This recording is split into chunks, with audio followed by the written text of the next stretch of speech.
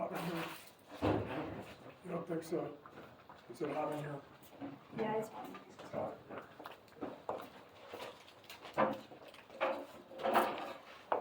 It's usually the guys who get hot. You know, like air conditioning in buildings, it's usually set for like when man are comfortable and they have like a higher body mass, and that's why people are always cold. It's like one of those like little shitty sexist things.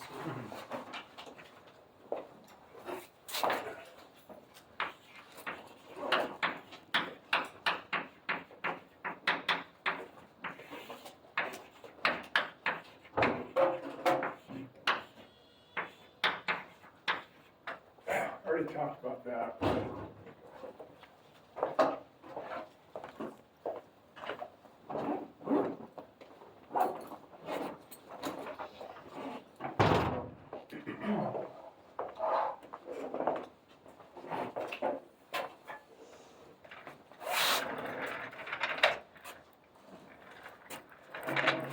So they lowered my chairs up. Oh, yeah. That was Isaac.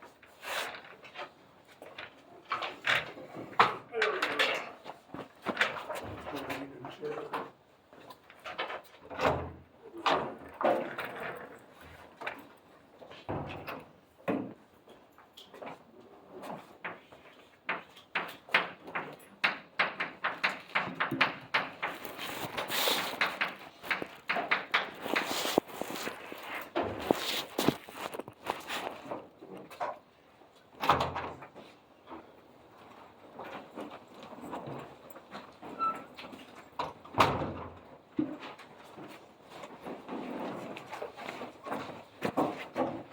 Why don't you get that going for me?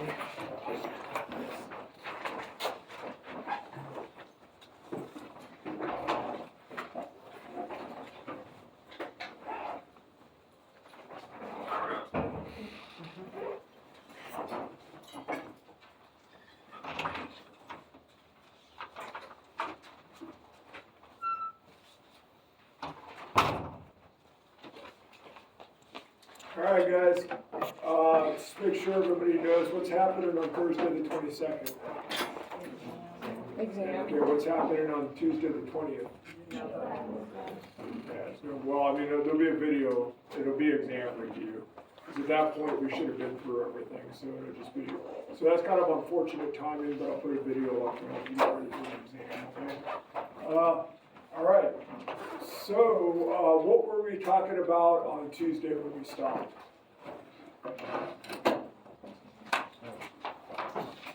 What were we talking about on Tuesday when we stopped? Act utilitarianism. So what's act utilitarianism?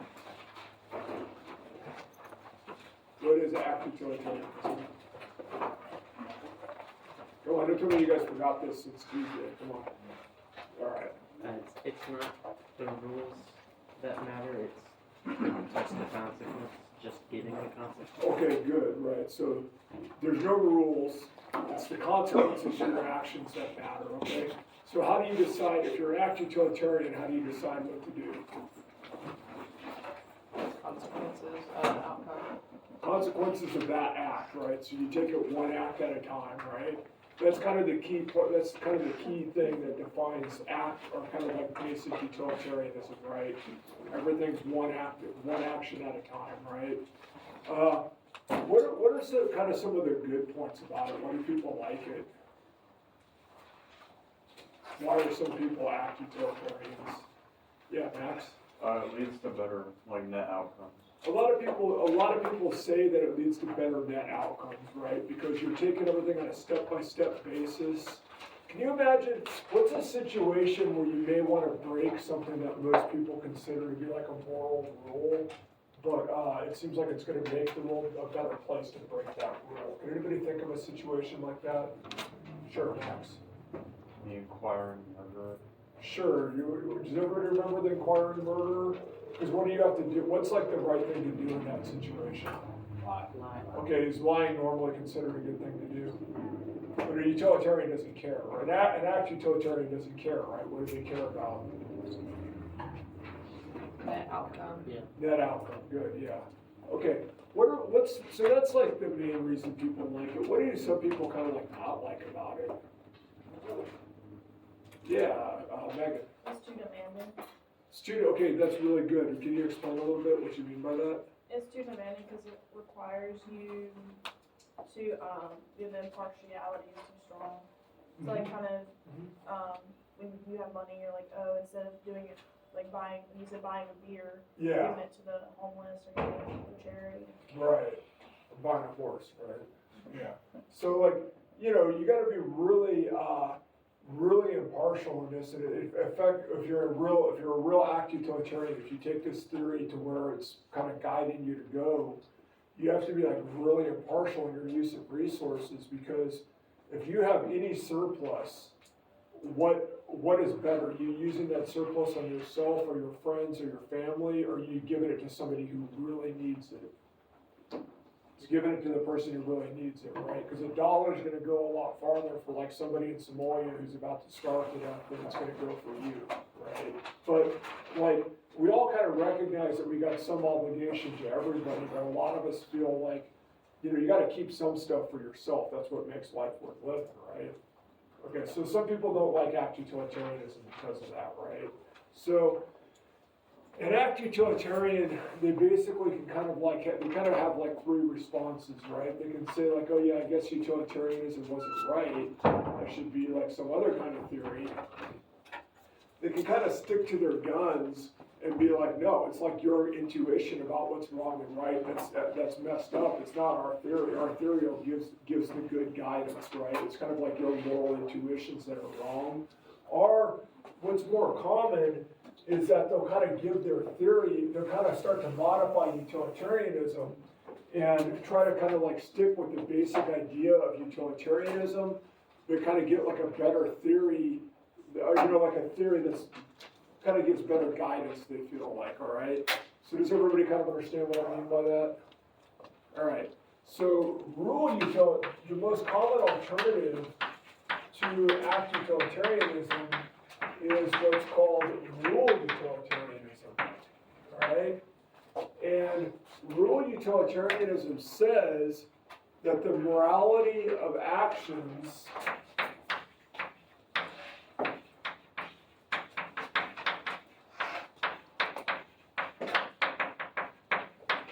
is judged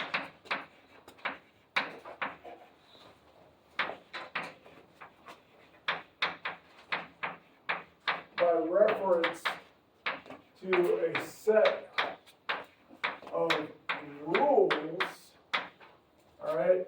So far this sounds like deontology, right? This sounds exactly like deontology, but this is what makes it different, right?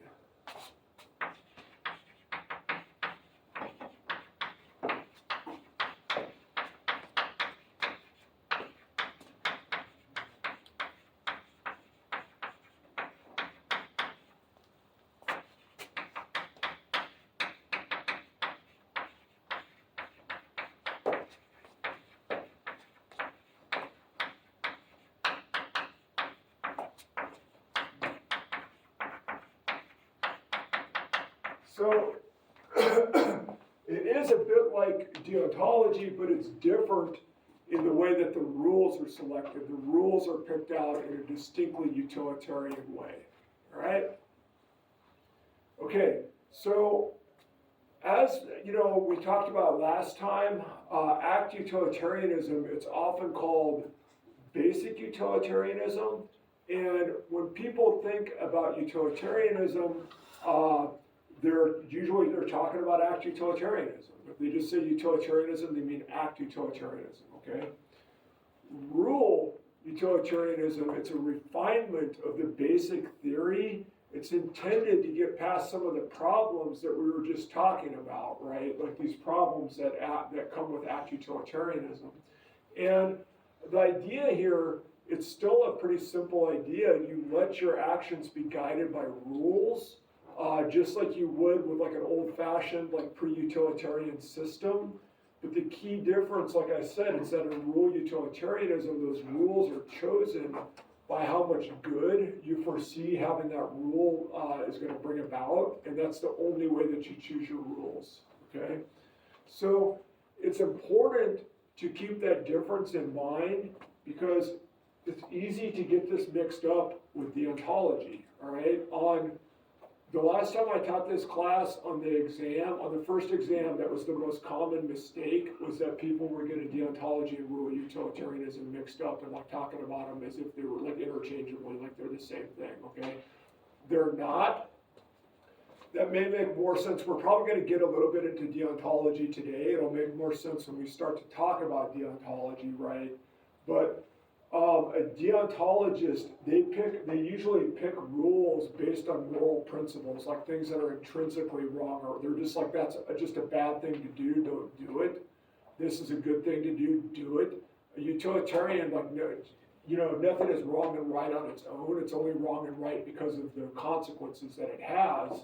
So they're picking these rules based on the consequences that they foresee that rule bringing about. All right, does everybody kind of understand what I'm saying, what the difference is? Okay. All right, so kind of as a result of their different approach, a rule utilitarian, they also tend to have less rules as opposed to a deontologist, and they tend to be more flexible than a deontologist would be in their application of their rules, all right? So if you're going to formulate a rule utilitarian system, the first step is to identify rules that are going to bring about more good than a different rule to govern whatever is in question would be, right? So it's got to be the best rule to govern that kind of dilemma, right? And it's also got to be better than having no rule at all would, right? So it's a little bit hard in practice to make this the kind of theory work, because utilitarianism is supposed to be kind of about a rejection of rules. So the rule utilitarian has got to kind of walk a fine line between having too many rules to be a utilitarian, getting too hung up on rules to be a utilitarian, and like not caring about rules and then not being a rule utilitarian, all right? Okay, so this is kind of a little easier to explain. There's an analogy that's often used.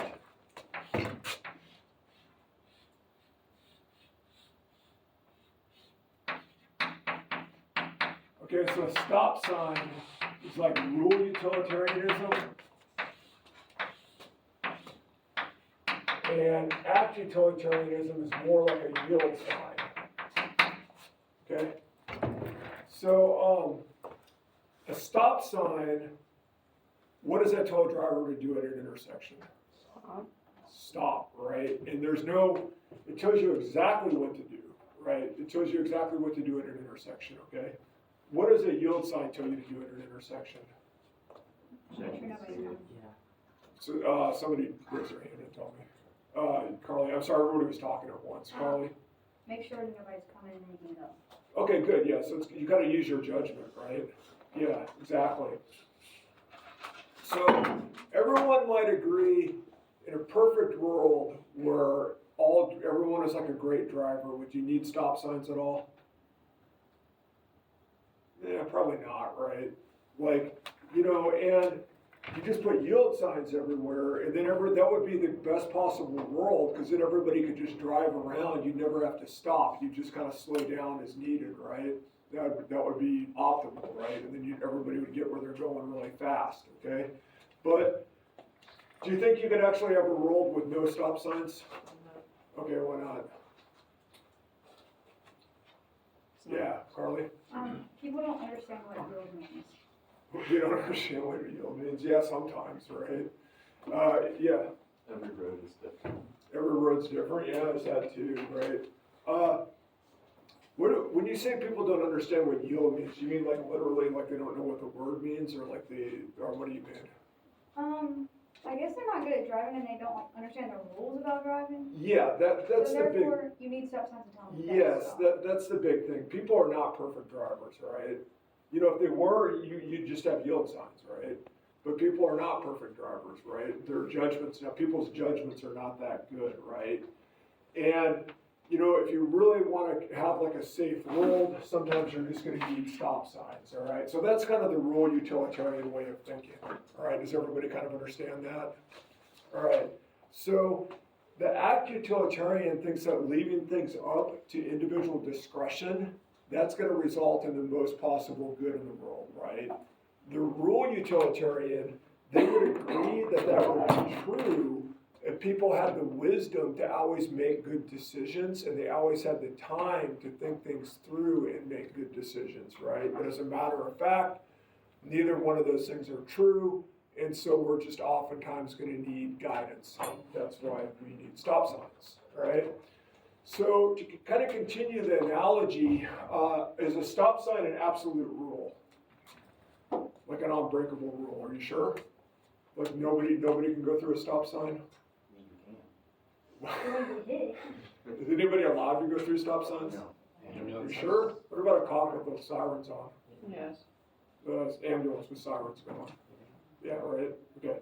So, similarly, most rule utilitarians, they intend the rules to be kind of flexible like that. They can be overruled when necessary. And they don't intend to have rules for every situation, just like you don't put a stop sign at every intersection. They only want rules where you need rules, all right? Okay, so let's talk a little bit about some scenarios and how rule utilitarianism kind of works. So let's take those 5 same scenarios that we talked about the other day and compare what a rule utilitarian might say to what an act utilitarian or deontologist might say, okay? So,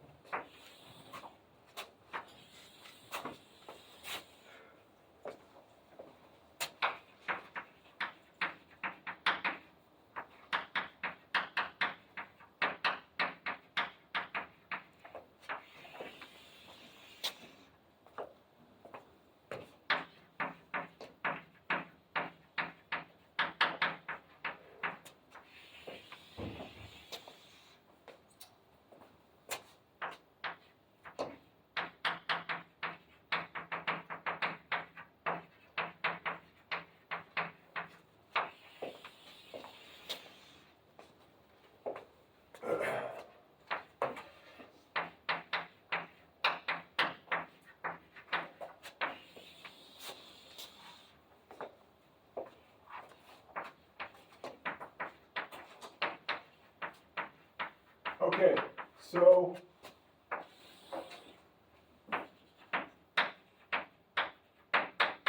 all right, so what would we do? We already talked about this, right? Most of us are lever pullers. Most of us are not organ snatchers. Most of us would lie to the inquiring murderer.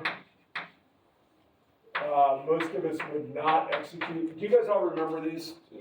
Yeah, okay, so does anybody need me to explain them again?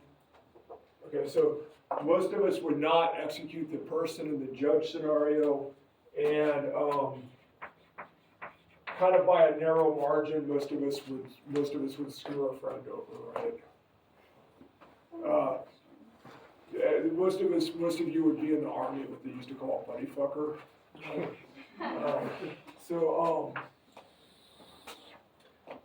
Okay, so what would an act, or let's say, what would a deontologist do? Okay, so we talked a bit about, like an old school kind of cranky old school deontologist, like somebody who's like really into the 10 Commandments or something. What would they do in the trolley problem case? They wouldn't pull it, right? And would they snatch the organs from the patient? No. Okay, would they lie to the inquiring murderer? Would they lie to the inquiring murderer? No. All right, would they execute the innocent prisoner? No. And would they break their promise? No.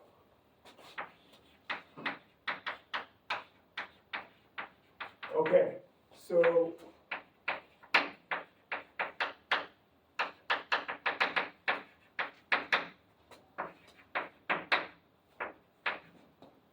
all right, so remember what we talked about, what would an act utilitarian do? Pull, right? What would they do to that poor UPS driver who walks in the hospital? Snatch the organs, right?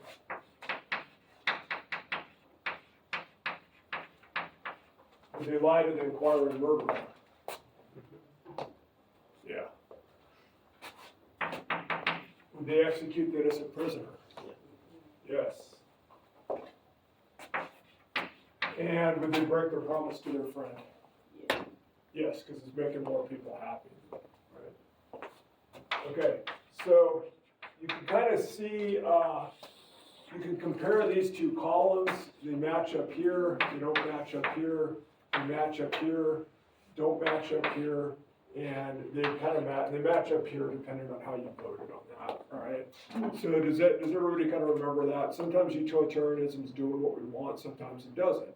And you, like I said, you can think of these as being like test cases in a laboratory, like when a physicist or a chemist has like a theory, you know, they set up some lab equipment and they can see whether their theory gives them the right results. And these scenarios are kind of the same. We all kind of have a kind of like a preconceived idea of what moral common sense tells us to do in some of these situations. And, you know, we test these theories out and see whether they kind of line up with their common sense or not, right? Now, some people are like, no, that's not the right way of doing it. Like, utilitarianism's right, and it's your moral theory that's got to get adjusted. Or it's you're kind of like, what you think is common sense that needs to be adjusted. So you can kind of take this either way, all right? But, okay. But let's say,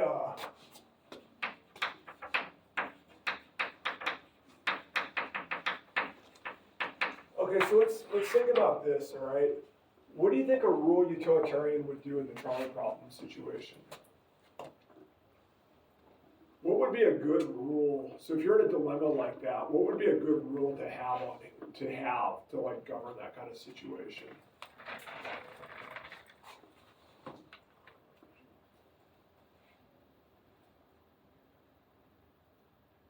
Yeah, Megan?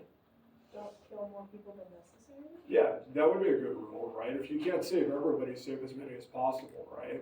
That seems like a rule that I can imagine having in a like rule utilitarian system, right? So what would that tell you to do? Hold it, right? Okay. What about an organ snatcher situation? What would the rules probably? What kind of rule do you think would govern that situation? Would you have like a rule for that kind of thing?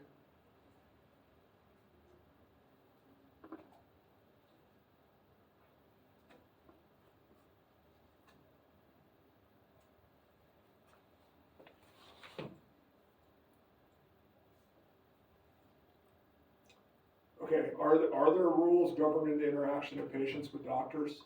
Yes. Okay, what's it called? Does anybody know the name of it? HIPAA. What's that? HIPAA. What's that short for? No idea. Hippocratic Oath? Yeah. What does the Hippocratic Oath say? Do you guys, nobody knows this about the Hippocratic Oath? Isn't it like, It says a physician can never cause harm. Yeah. A physician can never cause harm. That's the oath they take when they graduate medical school. It goes back to ancient Greece. It's called the Hippocratic Oath, right? You guys have never heard of that?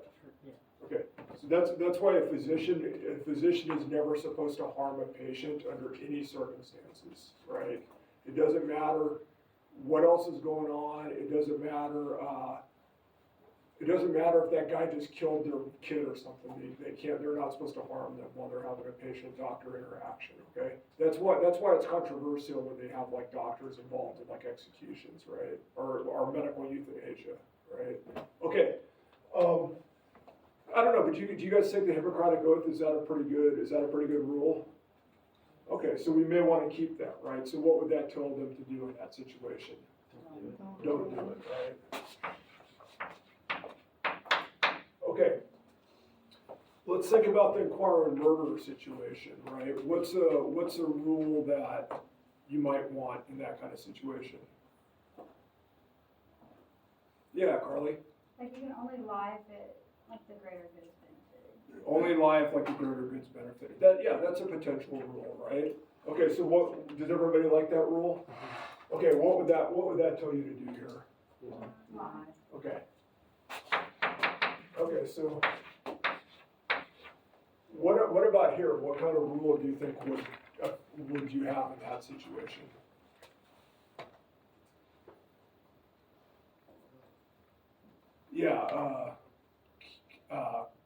whatever your name is. So Carson, right? Oh, that's cool. Cole, okay, Yeah. sorry. Okay, so what kind of rule would you have in that I situation? feel like you'd have one similar to the Hippocratic Code.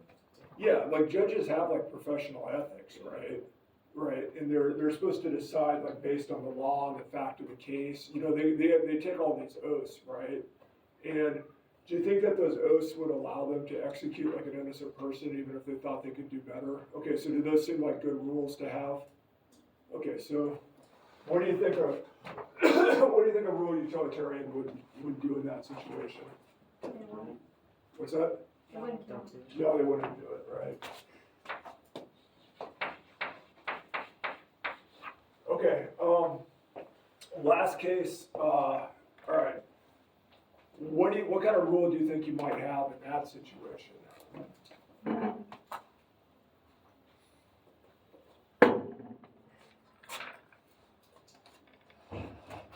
I feel like I would have to depend on the relationship of the friend. Well, you know, you can't have rules, if you're gonna have a system of rules, they can't have caveats for like everything, right? You know what I mean? Cause like then, like, you're gonna have like the Oxford English Dictionary full of like, it's gonna look like the tax code or something. Yeah, Carly? I don't think there needs to be one for this one. You don't think there needs to be one? Okay, that seems fair enough, all right? Does that seem fair to you guys? Okay. Why do you say no rule for that? Oh, because it just doesn't seem necessary. You don't think you should have rules about promises or? Not in that sense. This is more leisure. This is Yeah. not like medical, government, judges. Yeah, so this is where, okay, so let me say something about this is kind of getting on to a good subject, okay? Notice how rule utilitarianism, it always kind of like tells you to do what you thought was right beforehand, right? Does everybody notice that? Is that a little bit suspect? A little bit? Yeah, so like, you kind of got this question, like what system of rules is supposed to be giving us those, what system of rules could possibly give us all those results? And so, think about like here, we said the rule is, don't lie unless it's gonna cause more good to lie, right? So what does that sound like right there? I mean, that kind of doesn't sound like a rule, it just sounds like act utilitarianism, right? Does everybody kind of see that, right? And here, we're like, you know, we want rules about promises, but we don't want rules about promises like unless they're like in a professional setting or something like that, and that's kind of weird too, right? So it kind of raises this question, is there actually like a set of rules that can actually get you all these results, right? Is that like actually realistic, or is the rule utilitarian just kind of like actually being like an act utilitarian and just being like, oh yeah, you know, we got a rule that's gonna tell you to do what you want, what you thought was right beforehand, right? So that's kind of one of the reasons some people don't like this theory. They just don't think it's realistic that you're ever gonna have such a set of rules. I mean, what would it possibly look like? Does everybody kind of get what I'm saying? Yeah, okay. Any questions about that little exercise? Okay, so, now that we've talked a little bit about how rule utilitarianism would handle certain cases differently than like the basic version of the theory, we should discuss, you know, what are kind of the advantages that some people see for this theory. Like, what do some people think is good about it?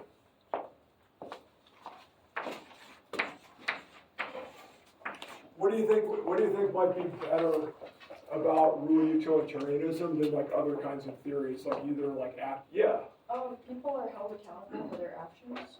Okay, in what sense do you mean? Kind of like with the stop sign example, like, someone can't just like be an asshole and just purposely like pass through. That makes sense. Okay, that. Oh jeez. That's I kind of get what you're saying, but I think that's true of like basically any moral theory, isn't it? To an extent, but I feel like when there's rules, it's a lot more difficult to try to like weasel your way around them. Oh, I get what Yeah. you're saying. Yeah, so like if you're like an act, okay, yeah, so let me see if I can say that in kind of a little bit of a different way. if you're an act utilitarian, you can basically justify anything by like, oh yeah, I thought it was gonna cause like more good, right? Yeah. That's not as possible to do here, right? And that's kind of why you have the rules, is to kind of like guide you in like knowing what's acceptable and what's not, right? So yeah, that's a good answer. That's good. Yeah, Carly? I have a play off that, like, people really aren't always wise, like, most of the time, and they, like, do Yeah. things that are wrong all the time. Yeah.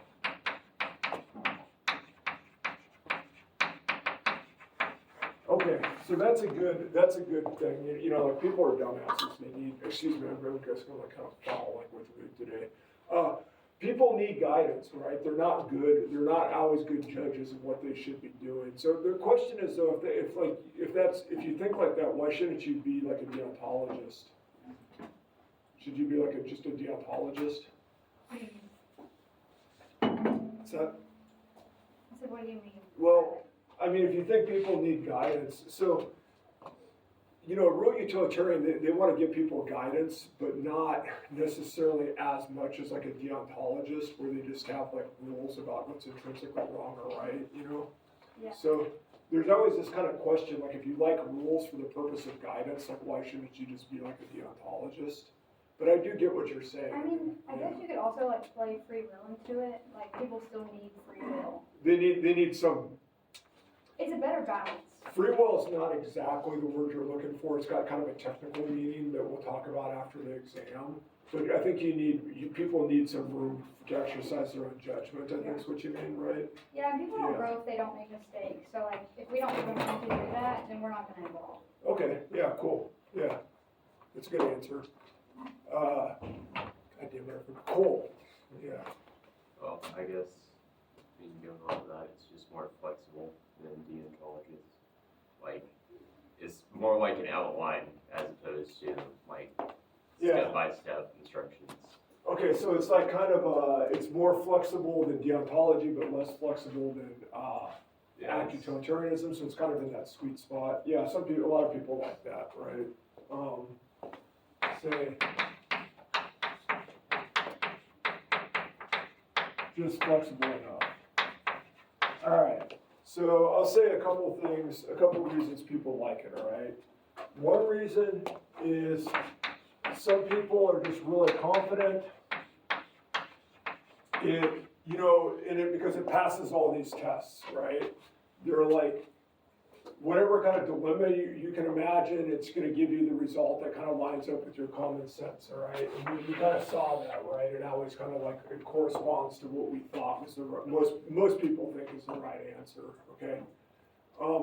If you're like kind of an outlier on these, like you don't believe you should like pull the switch in the trolley problem, obviously that's not like appealing to you, but okay. So second of all, in a society that's run by, okay, so what if you're an act utilitarian, if act utilitarians run society, what kind of happens to society?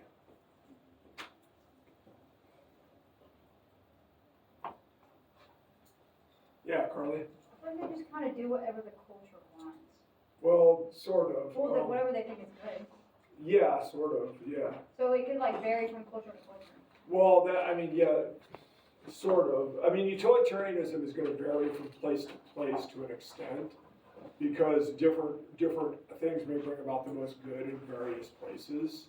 But there's kind of a direct impact this would have on society. It's very self-sacrificing, I feel like. Well, yes, there's that. Yeah. Individuals would stop trusting society. Yeah, nobody's going to trust society. Nobody's going to trust each other. Nobody's going to trust society, right? So, like, can you trust judges if act utilitarian, if they're all act utilitarians? Can you trust the doctor? You're going to go to the doctor, right? You can't even trust your friend because they're going to lie every time that they think it's going to bring about more good, right?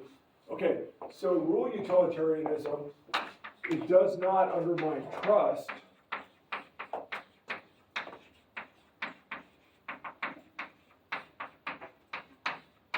In that same way, all right? Because, like judges are going to have their professional ethics they got to follow, the doctors are going to have their professional ethics they have to follow. People are not just going to lie every time that they want to. They got to at least have some reason. Yeah, Ruby. For rule utilitarianism, who's like coming up with the rules? Well, it just depends, right? So like, there's different philosophers. Okay, so let me say this. This is one reason I think you gotta be a little bit skeptical of real utilitarianism is because nobody's actually ever sat down and like made like a real utilitarian system and been like, here, do this, right? There's philosophers who are like real utilitarians who are like, yeah, this is like the right moral system. But they don't try to like work out all the details. And so that's why I'm saying like some people are skeptical that you can actually do that. Okay, does that make sense? That was a really good question. Yeah. Did everybody understand that? Yeah, Carly? How many legislators are philosophers? How many legislators are philosophers? Yeah, like share the same thing. Wow, like I'd say probably 0. But you're talking about like in olden days, like in Europe, they were. Oh, okay, so you're asking about how they have like influence. Okay, so How do they think? how do legislators Yeah. think? Like, Okay, so I thought if you're talking about like professional philosophers or even somebody with a philosophy degree, there's probably actually a lot of legislators who have a philosophy undergrad degree because what were most legislators before they became legislators? Does anybody know that? Lawyers, right? And what is the most common degree for a lawyer to have as an undergrad? Philosophy, right? But like actual like professional philosophers, like I don't think there's any like anywhere that I know of. Maybe a couple in like Australia. But like the thing is like everybody when they go to school, they take classes like this. And not only that, this stuff gets into like a lot of other classes that you would take. Has anybody had a class that talked about anything like utilitarianism or anything like that before? So like if you take like business, you have to take like business ethics classes. If you take like engineering, you have to take like engineering ethics classes. And you know, if you take law, if you go to law school, this stuff is like always in the background. It's just, and they have philosophers who work in law schools to teach this stuff. And people are just kind of exposed to this way of thinking like a lot, and it does affect like the decisions that they make. And utilitarianism has been really kind of a thing that's just kind of taught predominantly. Like almost any college graduate can talk to you about the trolley problem, right? And, it kind of, legislators have been educated in this stuff, but no, they're not like professional philosophers. They don't like think about it all the time. Does that answer your question? Mm-hmm. Yeah, it's a good question. Yeah. Any other questions? Okay, yeah. So deontology, I guess like is that mainly just like being overly religious or? Okay, so deontologists, we're going to talk about that in a little bit, but deontologists it originally was religious because like Christianity is like, that's like a deontological religion, right? Like you have commandments and you follow the commandments, right? Same thing with all the monotheistic religions, right? In the 18th century, the guy who's like really associated with deontology, his name's Immanuel Kant. He like worked it all out and like put it on this basis that is not religious. It's just a purely rational basis, right? So you don't have to be religious to be a deontologist. Now, most of the philosophers who came along after him who are deontologists, it's because they're religious, but you don't have to be religious to be like a philosophical deontologist. But most people who are deontologists, yeah, it's because they're religious. It's a good question. Any other questions?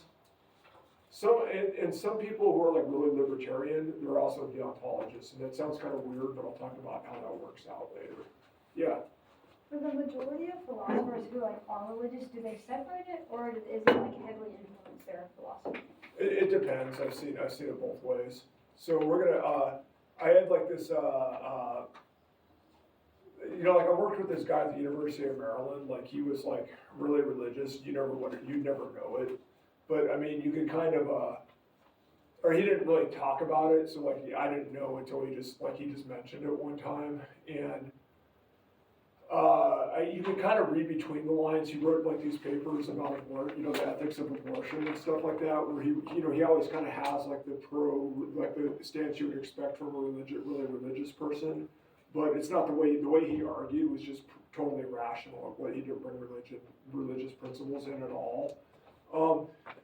And other people, like their philosophy is really informed by religion. Like we're going to talk about Elizabeth Ann's column later. She was like if you guys have read that far in the book yet, she was like very religious. But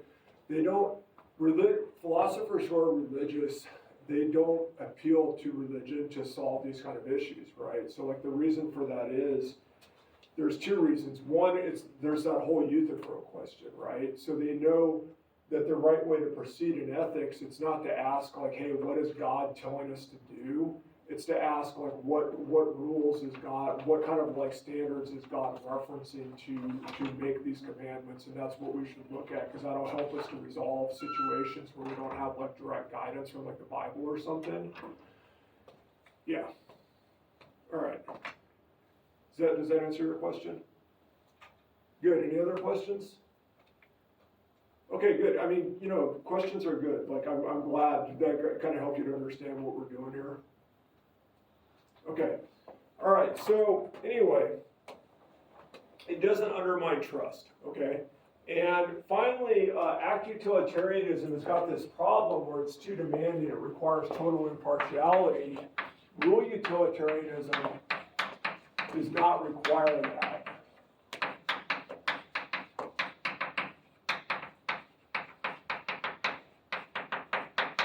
Okay, why do you think that might be? What do you think it wouldn't require like complete impartiality that act utilitarianism does? Yeah, Max?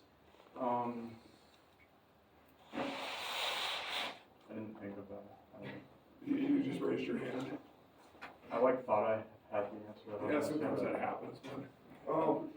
Yeah, so does anybody have an actual answer? Okay, so remember like act or basic utilitarianism, it requires like total impartiality in all decisions, including like in the allocation of resources, right? So like remember you can't like even spend $1 on yourself or even your kid if somebody else in the world needs it more. And a lot of people are like, hey, that's like a major overkill, right? So rule utilitarianism, it still requires impartiality, but it requires impartiality in the sense that the rules are selected impartially, all right? And the application of the rules, it may not be totally impartial. Okay, so let me give you an example. That's kind of hard to understand. I'll give you an example, okay?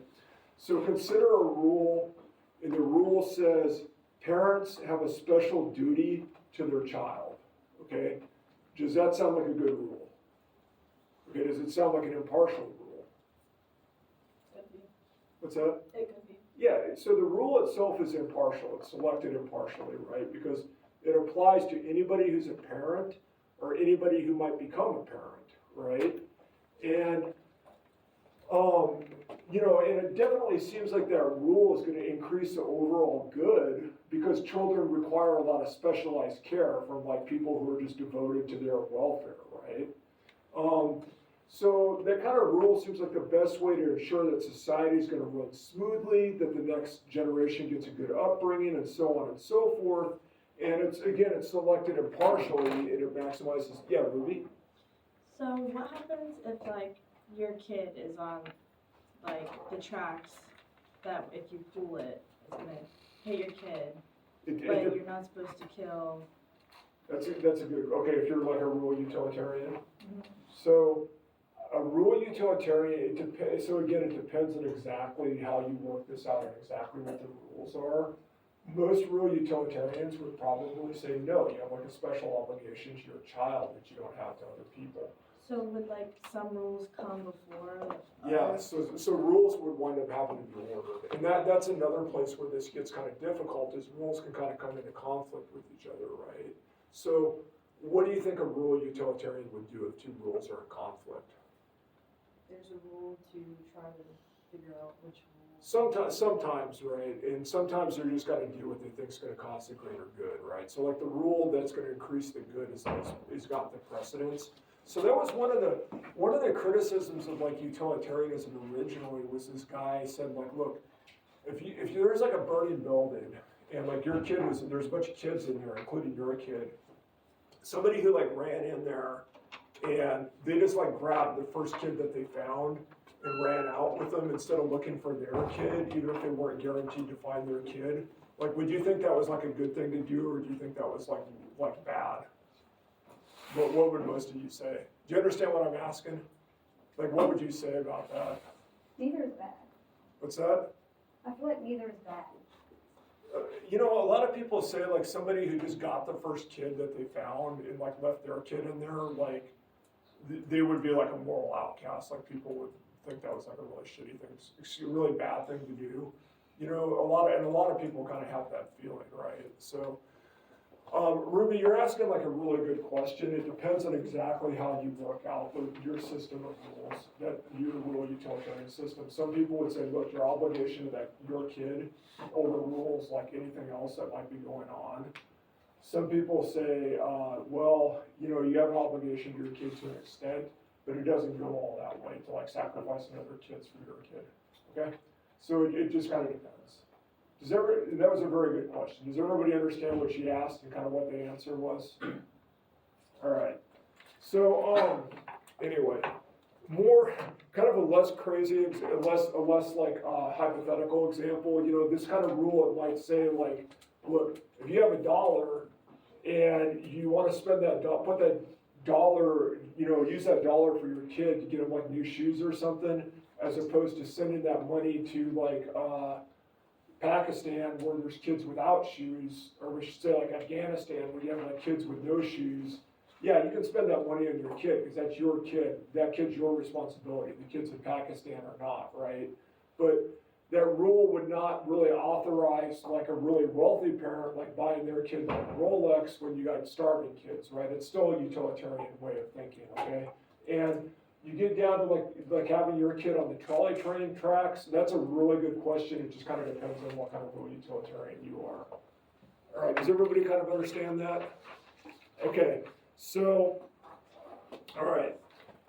So rule utilitarianism, it kind of recognizes the need for impartiality, but it recognizes that if you're not a little bit partial to yourself and your friends and your family, like the world's not going to be worth living in, right? Okay.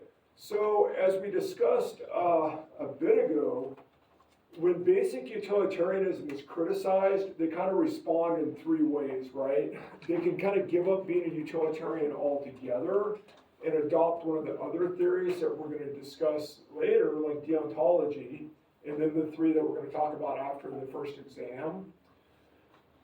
They can kind of stick to their guns and they can defend their theory, and that can be kind of hard to do sometimes, or they can kind of fix things up by modifying their theory, and usually when an act utilitarian modifies their theory, they become a rule utilitarian. That's like what they do, right?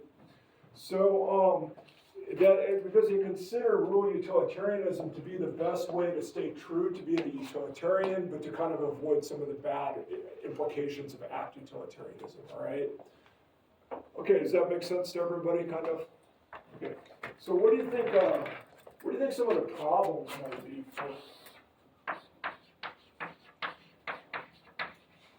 what might be kind of bad about being a rule utilitarian? Yeah. So, I guess like what's your name rules- again, man? Cole. Cole. Okay, yes, Cole. Yeah. The rules kind of feel a bit arbitrary. Okay, rules might be arbitrary. In what sense? I mean, just like the rule about lying, that pretty much defaults to act utilitarian. Oh yeah. Okay, so that's an excellent point. Okay, very good. I'm gonna put that a different way. Okay, I'm gonna say.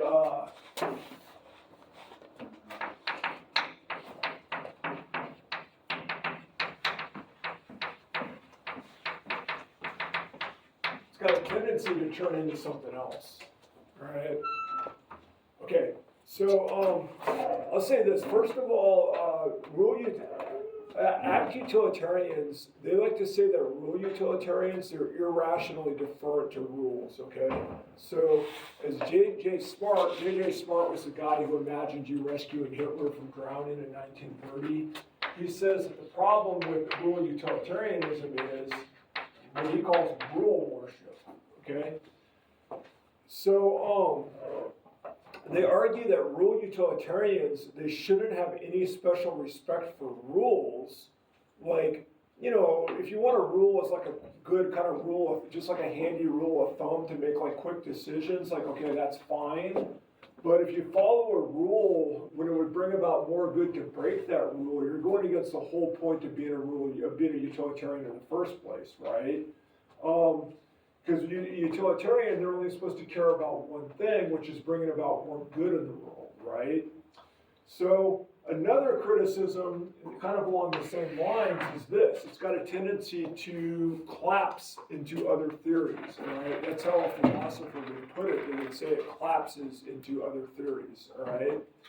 And when philosophers say that one theory collapses into another, what they mean by that is that under the surface, these two theories are actually the same, right? And when you're doing ethics, what you mean when you say one theory collapses into another is that two people who follow these rules, theories, they may think that they're following different theories, but they're going to turn out to act exactly the same, okay? So let's think of like a specific example, right? So it seems like a basic moral theory is don't lie, right? Because lying is generally harmful to somebody, right? But a rule that says don't lie, so having a rule that says don't lie, that's better than not having a rule at all for that situation. Can we all kind of agree to that? Okay, so, or having a rule that says whatever you lie, whatever you want, right? But if a rule utilitarian just took that rule and applied it with no exceptions, it would lead them to making a lot of choices that would really kind of fly in the face of being a utilitarian at all, like this in this case, right? So if they applied that rule in that kind of way, they wouldn't really be a utilitarian at all. They'd be acting like a deontologist, right? The only difference between them and a deontologist, it might be just kind of in how they pick the rules in the first place, all right? So suppose on the other hand, they just had a rule that said lie unless you think it would cause more good, or don't lie unless you think it would bring about more good to lie. What happens then? Yeah, then they're just an act utilitarian, right? So a rule utilitarian, they're always kind of on this razor's edge, you know. If they go too far one way, they become a deontologist. And if you go the other way, they're just being an act utilitarian. So it's really kind of hard to understand. It's really kind of hard to think about how you're going to maintain that balance, right? Okay. So, a rule utilitarian, if she really wants to stick to her theory, right, she can say, look, if you try hard enough, you're going to find a set of rules that's going to strike that balance. It's going to be perfectly in between being too rigid and being too flexible. Like they'd say, look, maybe a good rule is don't lie unless it's necessary to prevent serious harm to innocent people or something like that, right? Now, the problem is for a utilitarian to it's one thing to say that you can find a set of rules like that. It's another thing to actually do it, to find a set of rules that's going to be flexible in all the right ways, but still going to be simple enough that an average person can learn it and understand it and follow it, right? So we saw way back when we started talking about the particular cases we looked at, it's one thing to say that like rule utilitarianism is always going to agree with common sense, and it's an entirely different thing to imagine what set of rules is actually going to get you all those results, right? Okay, so it's also often argued, people argue a lot about whether this is really true. right? There's some kind of like disagreement there about whether that's really the case, whether it's really gonna give you, real utilitarianism is really gonna give you the answers you want, right? So, think for instance about that case of the judge who's considering whether to execute the innocent person to stop a riot, right? And Act Utilitarian says that they have to do that. And rule utilitarianism would say that the judge should adhere to a rule that prohibits like punishing an innocent person, right? And they would point out that allowing judges to convict or to execute innocents, it would lead to worse results. It might kind of like erode the trust in the legal system. And over time, it would lead to more unrest and to more violence. And the thing is, that may be true that having those rules for the judge is good, it's gonna lead to more good, or that might be false. That's an entirely empirical question, right? If somebody could really demonstrate to that judge, they could like go in there and they have like statistics and stuff, and they said, look, the best way to keep society orderly and to bring about the most good, it really is to occasionally like execute an innocent person to make an example out of them. What would that judge have to do if they're a utilitarian? What would they have to do? Execute, right? That's what a utilitarian has to do, right? So, somebody who's not like a utilitarian at all, like a deontologist, they might say, look, it's just wrong for somebody in power like that, especially in the judicial system, to knowingly harm an innocent person no matter what. You just do not do that kind of thing, right? So they're going to make that case, and they're usually going to, like a deontologist is going to appeal to like concepts like individual rights and justice and fairness and other like important ethical and social concepts, right? And it's always been like a criticism of utilitarianism, whether it's act utilitarianism or rule utilitarianism, that it doesn't take those kind of things into account, right? So, those are important aspects of ethics in society. So this is just something about utilitarianism in general.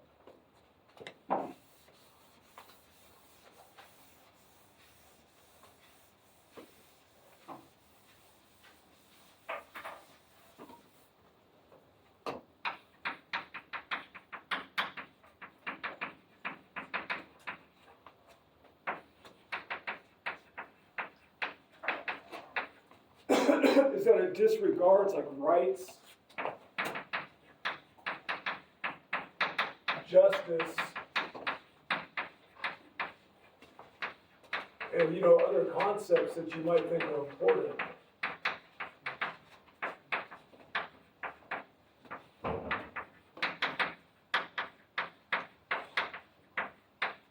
So, when that judge has to decide what to do with that prisoner, a utilitarian is thinking in terms of what's going to bring about the greatest good, right? But you may think there's other things that are also important, right? What about the rights that that prisoner has? What about justice? Aren't you supposed to be doing what's fair, right? What's just? All right. Does everybody kind of understand the problem there? Yeah. So, in general, any theory of utilitarianism, because they focus only on the greater good, they disregard this stuff, and a lot of people think that's like a major problem. All right, so like think about like the American founding fathers, like when they wrote the Constitution. Do you think that they were utilitarians? No. Well, I mean, yeah. Given the time that they were alive, they could not have been utilitarians in the sense that we're talking about. But that was not how they were thinking, right? They were thinking in a different way. All right. So one thing. So if you're like a diehard utilitarian, you can respond to this, and you can challenge those supposedly common sense intuitions that are supposed to be underlying like that common sense notion that you should never punish or otherwise harm an innocent person, okay? So utilitarians, they do have a response to this, right? They say, look at our legal system. Do you think are innocent people ever harmed in our legal system? What do you guys say? Yeah, for sure, right? Innocent people get convicted, that happens, right? Do you think we should just get rid of the legal system though? Like, no, it's better to, so we all kind of acknowledge that, yeah, like, it's not perfect, innocent people are gonna get hurt, but it's better to have it than not have it, right? Is that kind of how we all think? So the utilitarians, they can say like, look, whether you agree or not, whether you admit it or not, you agree with us about this. Do you think that's right? Do you understand what I'm asking? Yeah. Do you think that's right? Is the utilitarian right to say that?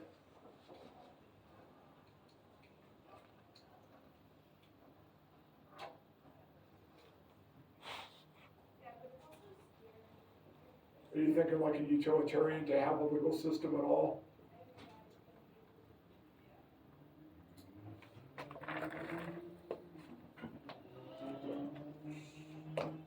You say yeah. Okay. Look, I don't know. That's kind of a hard question to answer on the fly, but I think that gives you all something to think about, right? Yeah, Max. Thought that I had was, like, say, like, someone, like, commits a murder. They also, like, run an orphanage, and they, and it's like, it's like almost certain that the person is not gonna, like, offend again, they're not gonna kill someone else. Yeah.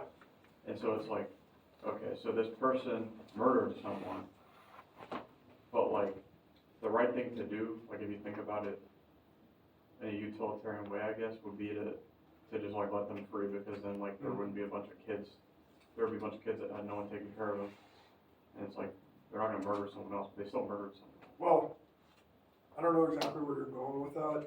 That's like, So are you saying like yeah, so I'd say this, there's kind of, when you talk about punishing prisoners in general, there's kind of two approaches, right? One is, the goal is to like punish the person, like, and to restore the balance that's been broken when they harm somebody, right? The second way, they look at punishment as more like a rehabilitation. You're supposed to reintroduce this person into society if you can do it, right? Which one of those attitudes do you think is more utilitarian?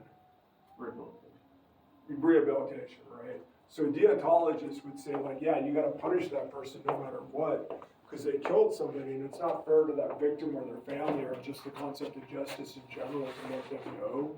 A utilitarian, they don't believe in punishment for punishment's sake. They believe in rehabilitation, and I'll get to you in 1 sec. So theoretically, our legal system is supposed to be a utilitarian system. That's why it's called like the House of Corrections, right? So anyway, yeah. So that's kind of like two different takes on punishment. Yeah, Carly. So we're talking about the justice system, and like you said, the founding fathers created it without a utilitarian mindset, and we view it kind of as utilitarianism. Like, when did that shift and change? Around the time Bentham and Mill were like really doing their thing. So that's basically is like the legacy of like Mill and Bentham. They were the first ones to say like, look, the purpose. I mean, before they came around, you would get hung for like shoplifting, right? Like hanging was like the penalty for almost anything. Like prison was mostly for like people who were like behind on taxes and stuff like that.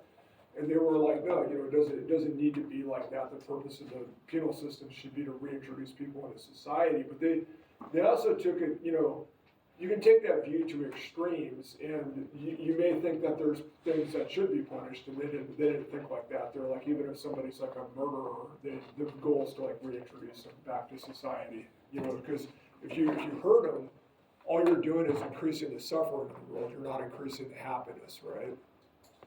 Yeah. Cool. I mean, I know that like technically it's stated as a corrections thing, but like modern day America, do you really think that? No, that's why I use that word technically. Like, yes, like prison's not a fun place to go, but like theoretically, like it's supposed to be that, and that is why they call it like a correctional institute, right? It's not the penal institute; it's a correctional institute.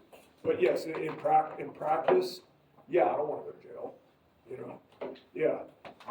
So you said that murderers are put in prison with the hope of getting back out. That's the utilitarian idea. Okay. right? That's the utilitarian ideal, right?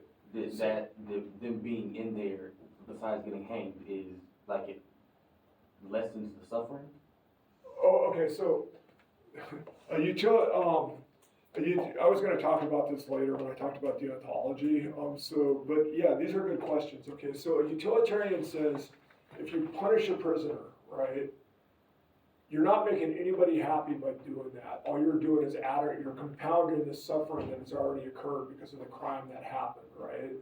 So you're not increasing the net good of the world, you're increasing the suffering that's already happened, right? And so what you should do is try to help this person and get them back out into society as a productive member of society, because that's what's going to increase the overall good the most, right? Can you understand that way of thinking? So then a deontologist says, no, there's just this thing called justice, and you've got to respect that, right? It doesn't matter. Kant, the big deontological philosopher, he said, if the world was going to end tomorrow, you still got to go to death row and execute all the prisoners, because that's justice, and you got to follow through on justice. Yeah. So is there any utilitarian thinking that does support the death penalty? Like, to an Support extent what? that Sorry, I the didn't death catch what you penalty, said. is there any utilitarian thinking that does support the death penalty, for certain cases, I guess? So I guess it would depend on what they thought. If they thought it was really going to be utile, but you gotta kind of separate utilitarianism as it's practically applied and utilitarianism as so. Okay, so I'm not an ethicist, all right?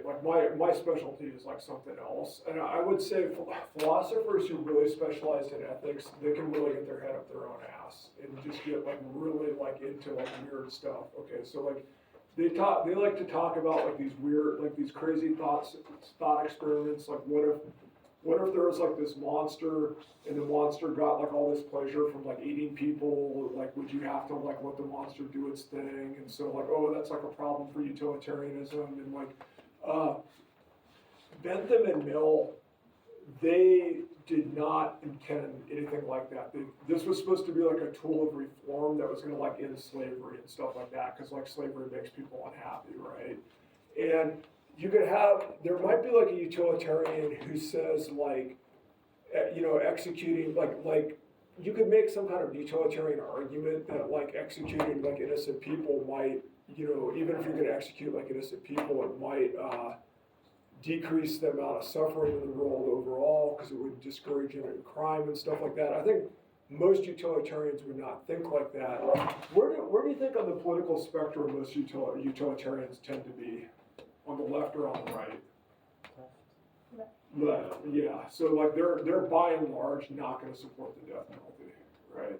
Now I guess you could make a utilitarian argument to that effect, but I think most of them are going to get around it somehow. People who are more conservative, they tend to be deontologists. It's just it's just how it is. Right? Utilitarianism is definitely a liberal, kind of progressive way of thinking. At least as it's normally applied, right? So if you're really these philosophers who are ethical specialists, they'll say oh yeah, if you're really utilitarian, you're going to take everybody's money away and pool it or something like that. They're not really going to do something like that, Anyway, does anyone else understand what I mean by that?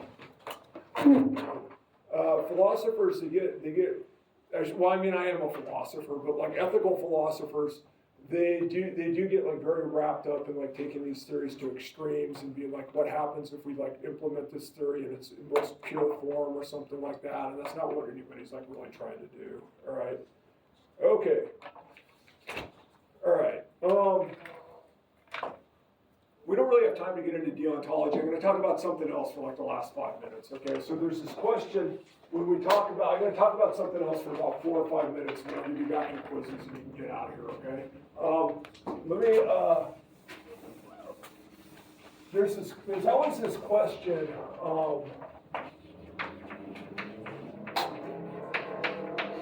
and this is kind of a question you can run into with, not just utilitarianism, but just kind of anytime you're trying to make a decision about like the distribution of resources or something like that, which is, what are you trying to increase? Are you trying to increase like the average good or like the total good, right? And you can get into some kind of questions here that don't really have a lot of practical value, but they are kind of interesting, right? So like, if you think about, let's think about some possible worlds that you can live in, okay? And we'll plot the population of the world is on this axis, and the total happiness, average happiness of the people in that world is on this axis, okay? So the thicker this bar is, like this, the bigger the population is, and the taller it is, the happier the people are, okay?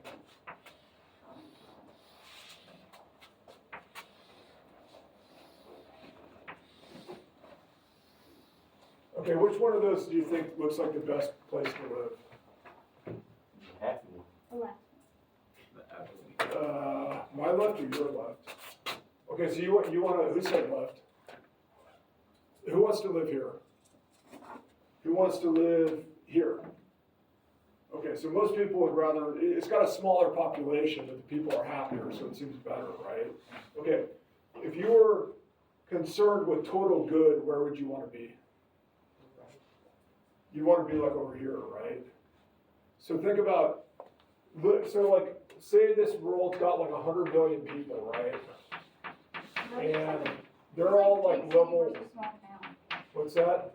That's like the big city and that's a small town. Yeah, well, let's suppose like this world's got like 100 million people in it, and they're all level 1. They're all like, say, one on a scale of 1 to 10 happy. So there's 100 million units of happiness here, right? And let's say over here we got 1 million people, and they're all level 10 happy. Which world's got more total happiness in it? This one, right? But where do you want to live? Okay, this one. But okay, so that you say like, yeah, we want to be like average happiness people, right? So suppose you got like any of you ever read The Petit Prince, The Little Prince? Nobody knows that book? Okay, so like the cover of this book, it's got this famous picture of like this guy. There's this one person on this roll with a tree, okay? So let's suppose this person, all these people are like level 10 happy, and this one guy's like a level 11 happy, right? Which one of these has got better average happiness? Yeah, it's this guy, right? It's the little prince on his asteroid by himself. Okay, but which one of those seems like a better place, like realistically? Yeah, so it's kind of a weird question, all right? So that's just something to think about. That's what philosophers do for a living. Okay, I'm going to give you guys back your quizzes now. And you can kind of ask this question not just about utilitarianism, but any time you're kind of concerned about happiness. The theory doesn't really have to be that weird.